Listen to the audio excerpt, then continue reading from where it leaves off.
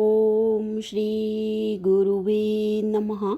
श्रुतिस्मृतिपुराणानाम् आलयं करुणालयं नमामि भगवत्पादं शङ्करं लोकशङ्करं। शङ्करं शङ्कराचार्यं केशवं बादरायणं सूत्रभाष्यकृतो वन्दे भगवन्तो पुनः पुनः। ॐ सहना भवतु सहनो भुनक्तु सह वीर्यं करवावहै तेजस्विनावधीतमस्तु मा विद्वेषावहै। ओम शांति शांति शांति। प्रणाम भगवान। वेदांत टिप्पिका परमहंस स्वामी श्री योगानंद जी महाराज, जिनको आलू वाले बाबा भी कहते हैं भगवान। और हमारा 20वां टॉपिक शास्त्र का प्रयोजन को आगे कंटिन्यू करते हुए इसमें प्रश्न है भगवान कि मात्र ज्ञान ही तत्व है तो कर्म उपासना भक्ति आदि विधान बताने वाले शास्त्र किस अर्थ हैं, कि उनका क्या प्रयोजन है शास्त्रों का।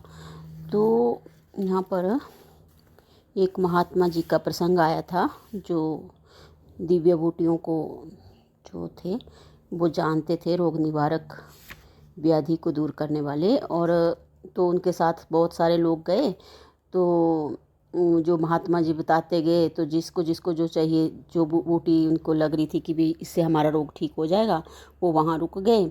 और ऐसे ही महात्मा जी आगे जाते जाते जाते उनको 3 बूटियाँ बता दी।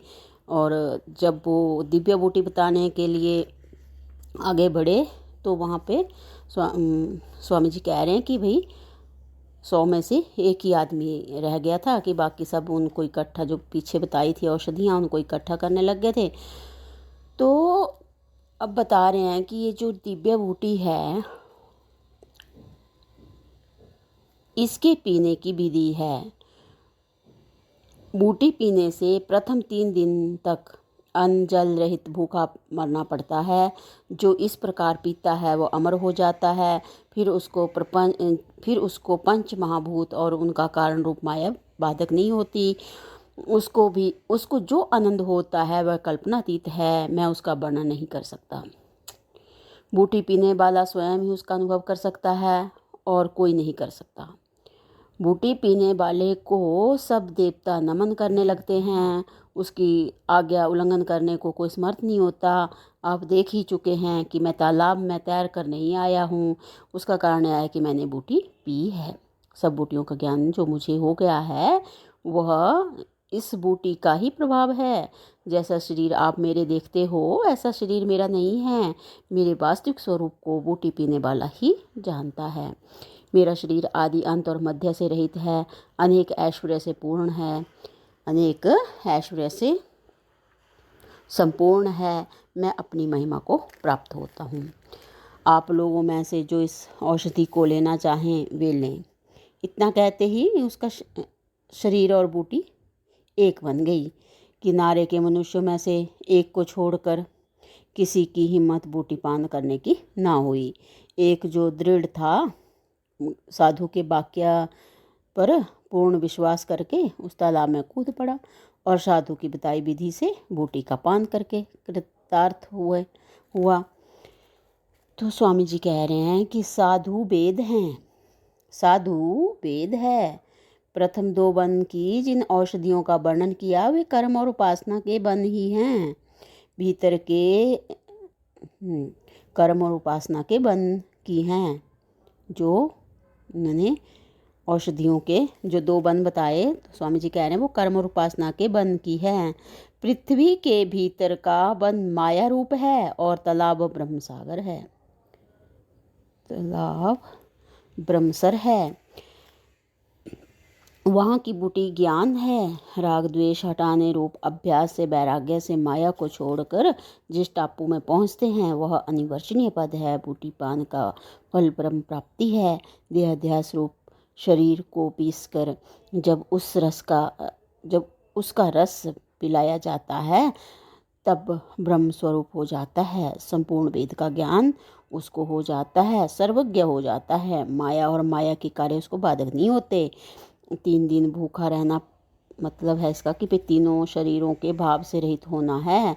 सब देवता पर ब्रह्म को नमन करते हैं। जैसे दोनों वन और उनकी बूटियां माया में हैं, ऐसे ही कर्म उपासना भी माया में है। ज्ञान माया का अधिष्ठान है। ज्ञान माया का अधिष्ठान है, इसलिए कर्म उपासना दोनों से वह विलक्षण है। ज्ञान कर्म का संबंध विशेष करके स्थूल शरीर से है।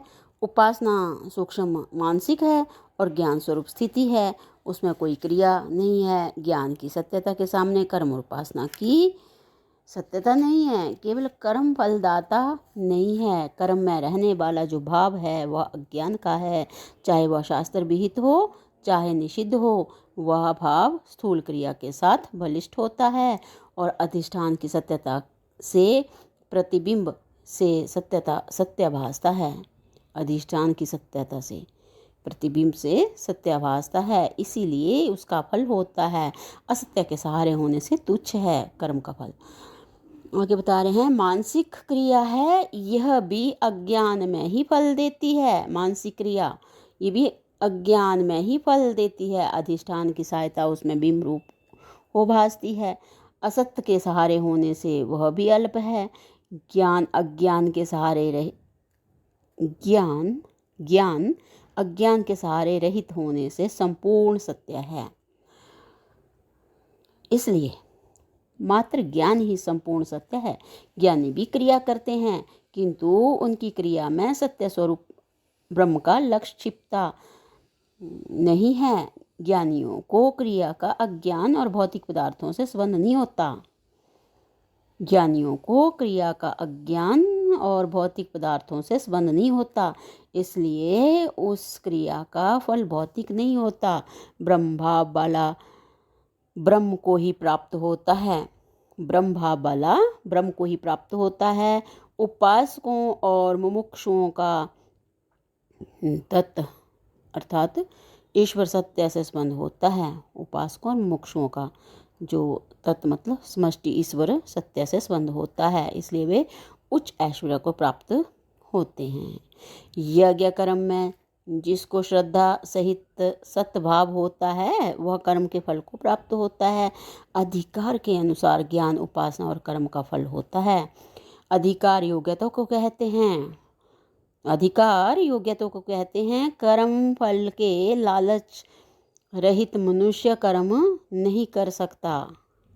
कर्म फल के लालच रहित मनुष्य कर्म नहीं कर सकता। जो संसार के विषयों की प्रीति आसक्ति को नहीं हटा सकता, उसने उपासना और ज्ञान नहीं हो सकते।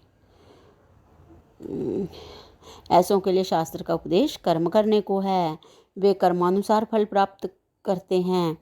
जो संसार में लिप्त हैं और कभी कभी संसार जिन्हें बुरा भी मालूम पड़ता है, जिनका भाव कभी कभी ईश्वर की तरफ भी हो जाता है, अर्थात जिनमें ईश्वर के भाव और संसार के भाव की खींचातान हुआ करती है, जो संसार भाव से थोड़ी देर के लिए हटना चाहें तो हट सकते हैं, परंतु ठीक रीत से नहीं हट सकते। कल्याण के मार्ग में दृढ़ रीति से नहीं जमते और भौतिक ऐश्वर्य की तृप्ति भी नहीं होती। कभी कुछ देर के लिए तृप्ति हो भी जाती है। ऐसों के लिए शास्त्र में उपासना का कथन है। और जो संसार को तुच्छ समझने लगा है, आंतर में वास्तविक वैराग्य को प्राप्त हो गया है और आत्म प्राप्ति को अपना कल्याण समझता है, ज्ञान के अधिकारियों के लक्षण वाला है, ऐसा पुरुष ज्ञान का अधिकारी होता है। उसके लिए शास्त्र में कहा हुआ ज्ञानोपदेश है। कर्म के अधिकारियों के लिए कर्म झूठा नहीं है। यदि वे झूठा समझेंगे तो कर्म का अनुष्ठान ही न करेंगे। ऐसे ही उपासना के अधिकारियों को उपासना झूठी नहीं है और ना समझनी चाहिए। श्रुति युक्त कर्म उपासना वर्णाश्रम के अनुसार करने से बलिष्ठ होते हैं। ज्ञान में वर्णाश्रम आयु आदि का भेद नहीं है। भेद ज्ञान में भेद होता है, अभेद ज्ञान में भेदभाव अनुचित है। तो भी ज्ञान के लिए ज्ञान का अधिकारी अवश्य होना चाहिए। तो भगवान बताया कि भाई ज्ञान के अधिकारी जो हैं वो अधिकारी उत्तम, मध्यम और कनिष्ठ 3 प्रकार के हैं। तो इनको जो है वो अगले सत्संग से कंटिन्यू करते हैं। प्रणाम भगवान। ओम शांति ही शांति ही शांति ही ओम।